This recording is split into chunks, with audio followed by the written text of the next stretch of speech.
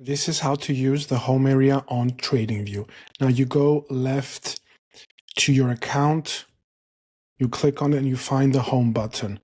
By clicking on the home button here, a new tab opens. This is the home area. S&P 500, intraday chart, you scroll down, major indices, crypto market cap, interesting stats like Bitcoin dominance, and you can click to expand more details in the market. Here are commodities, the US 10-year yield, economic indicators like US inflation rate, featured IPOs. These are future IPOs that are coming in the market, so you know what's happening. Community ideas, specifically for your account. If you don't follow anything, nothing. Popular ideas, you can see what other traders say. Scrolling down further, indicators and strategies, and news, top stories. Tesla, dollar yen, gold, news on OpenAI.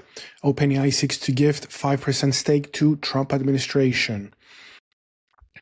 American stocks, community trends, more trade ideas. We can even choose subsegments in markets, what's happening in Forex, the economy, find brokers that you want to work with. Let's expand one part. Let's expand news. Keep reading. You see we went from markets to futures to news.